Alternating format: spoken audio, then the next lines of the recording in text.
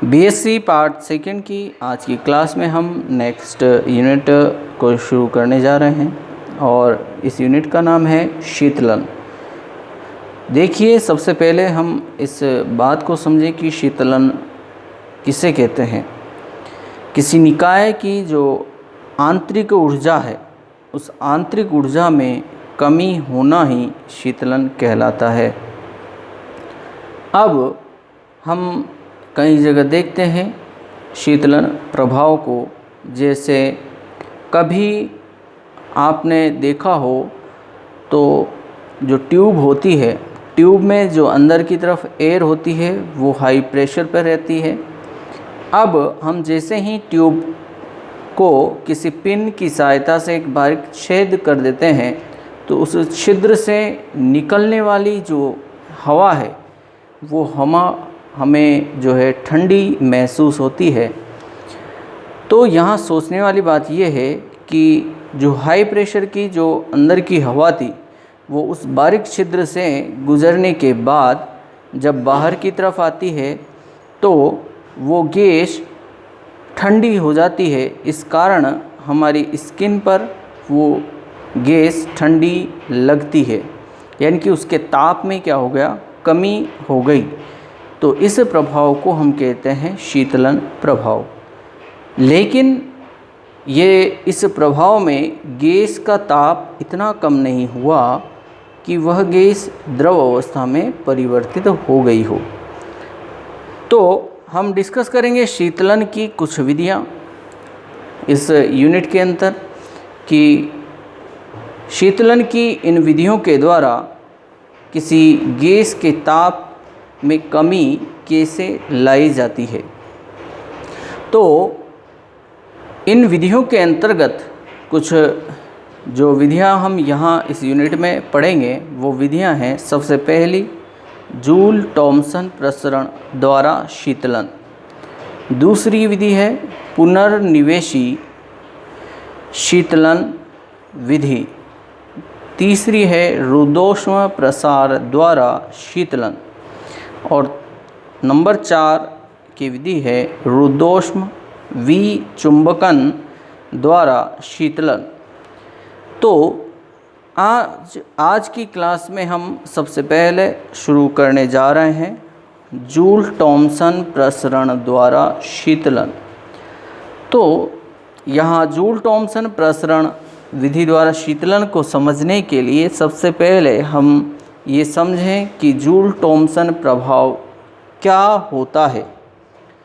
तो इसकी डेफिनेशन इस प्रकार से है कि जब किसी सरंध्र डाट से किसी गैस को उच्च दाब क्षेत्र से निम्न दाब क्षेत्र की ओर प्रसारित होने दिया जाता है तो उस गैस के ताप में कमी आ जाती है। इस घटना को ही जूल थॉमसन प्रसरण द्वारा शीतलन कहते हैं। इसमें एंथैल्पी H नियत रहती है, यानी कि जूल थॉमसन प्रभाव, जैसा कि अभी मैंने उदाहरण दिया था, वो उदाहरण इसी पर लागू होता है कि हमने किसी हाई प्रेशर पर भरी हुई गैस की ट्यूब में छेद किया तो वो छेद एक सरंध्र डाट हो गई और उस डाट से जो है हाई प्रेशर की गैस जब लो प्रेशर की ओर जाती है तो उस गैस के ताप में क्या होती है, कमी होती है। तो इस गैस में ताप में जो होने वाली कमी है, इस प्रभाव को हम कहते हैं जूल थॉमसन प्रसरण द्वारा शीतलन होना। और इस कंडीशन में जो एंथैल्पी ऊर्जा है वो नियत रहती है, उसमें किसी प्रकार का कोई परिवर्तन नहीं आता। अब जो जूल थॉमसन प्रभाव है इसका सिद्धांत क्या है, किस सिद्धांत पर यह कार्य करता है, इसको समझते हैं।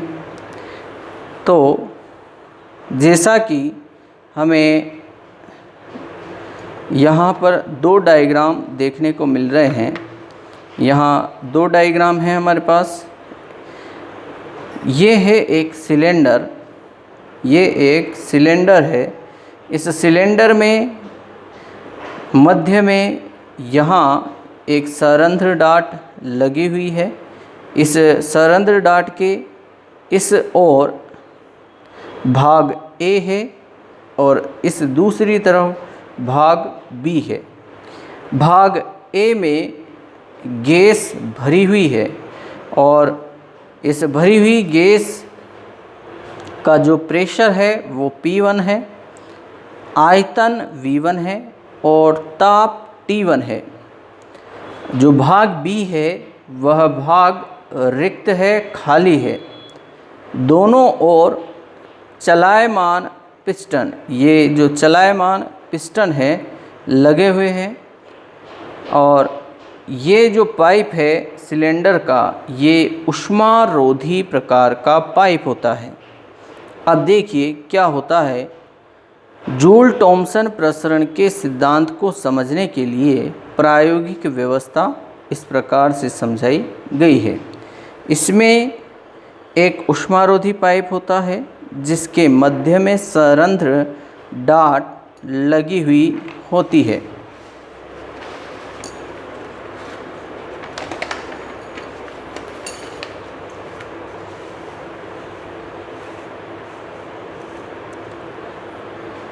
सरंध्र डाट लगी होती है।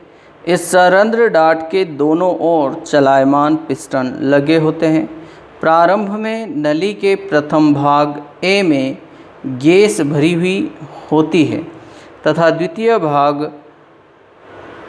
बी रिक्त रहता है। अब पिस्टन ए की सहायता से धीरे धीरे गैस पर दाब आरोपित किया जाता है जिससे सरंध्र डाट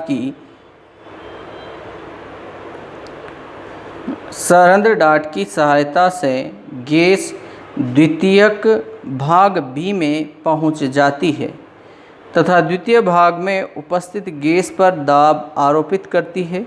माना ए भाग में गैस का दाब P1, आयतन V1, ताप T1 है, जबकि द्वितीय भाग में दाब P2, आयतन V2 तथा टेम्परेचर T2 हो जाते हैं। तब प्रारंभ में पिस्टन 1 द्वारा गैस पर किया गया जो कार्य है वो इस तरह होगा। W1 = V1 से 0 P1 dV के रूप में। देखिए यहाँ लिमिट V1 से 0 इसलिए क्योंकि भाग 1 में प्रारंभ में आयतन V1 था और जब पिस्टन पर दाब आरोपित किया तो गैस भाग बी में चली जाती है और भाग ए में आयतन धीरे धीरे घट करके क्या हो जाएगा 0, यानी कि प्रारंभ में जो आयतन है V1 और बाद में आयतन क्या हो गया 0 हो गया। तो यहाँ किया गया कार्य W1 = P1 और V पर लिमिट लगेगी V1 से 0। तो कार्य बराबर हमारे पास मिलेगा माइनस का P1 V1, ये इक्वेशन 1 के रूप में हमें फाइंड आउट होता है। सिमिलरली गैस द्वारा पिस्टन 2 पर किया गया कार्य W2 अब जो भाग बी है उसमें इनिशियल कंडीशन पे प्रारंभ में आयतन का मान 0 है और बाद में बढ़कर के आयतन कितना हो गया V2 हो गया, इसलिए 0 से V2 यहाँ लिमिट लेंगे। तो जब इसको सॉल्व किया समाकलन को तो W2 = P2 V2 हमें इक्वेशन नंबर 2 फाइंड आउट हो जाती है। अतः जूल थॉम्सन में प्रसरण में किया गया जो कुल कार्य है, कुल कार्य dW = वो W1 + W2 होगा। दोनों कार्य जुड़ जाएंगे। ऊष्मागतिकी के प्रथम नियम के अनुसार dQ = du + Pdv, dQ = du + dW, dV को हम क्या लिख सकते हैं dW। ये कार्य का भाग होता है। प्रक्रम चूँकि ऊष्मारोधी है इसलिए dQ का मान जो है 0 होगा। अब जो dQ बराबर 0 है तो dQ बराबर जो है du + Pdv लेते हैं, तो du + Pdv तो dQ + dW = क्या होगा 0।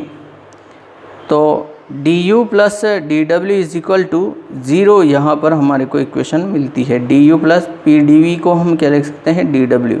तो du plus D W is equal to 0, ये इक्वेशन नंबर 4 हमें यहाँ फाइंड आउट होती है। गैस की आंतरिक ऊर्जा में जो परिवर्तन होता है du is equal to u2 minus u1। तो जो इक्वेशन नंबर 3, 4 और 5 है उनके अकॉर्डिंग हम इनको रखें तो u2 minus u1 plus w1 plus w2 is equal to 0, और समीकरण 1, 2 से जो मान है वो हम रखेंगे इक्वेशन नंबर 6 में।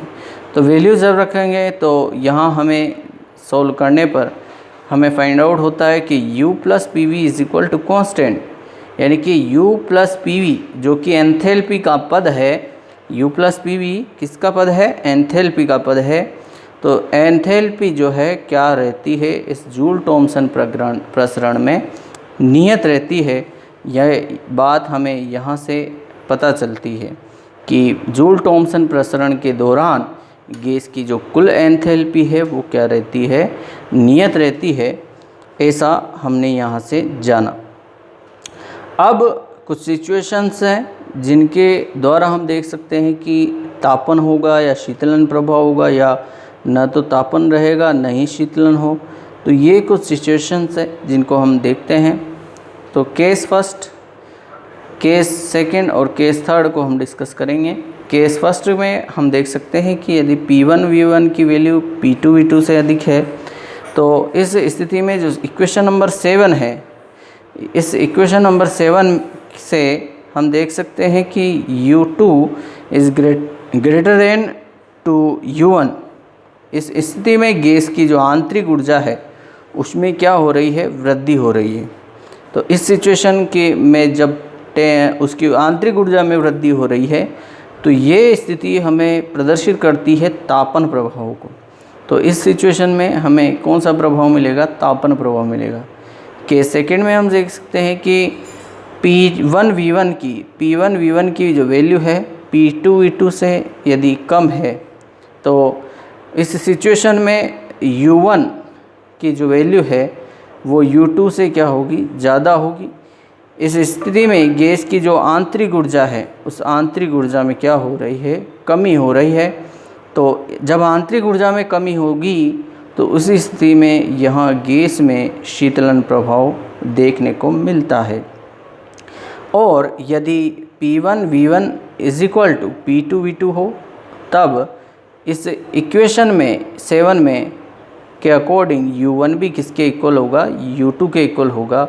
अर्थात गैस की आंतरिक ऊर्जा अपरिवर्तित रहेगी। इस स्थिति में न तो आपको तापन प्रभाव दिखाई देगा और न ही किसी प्रकार का कोई शीतलन प्रभाव देखने को मिलेगा। तो आज की क्लास में इतना ही। नेक्स्ट क्लास में हम आगे इसको डिस्कस करेंगे। Thank you.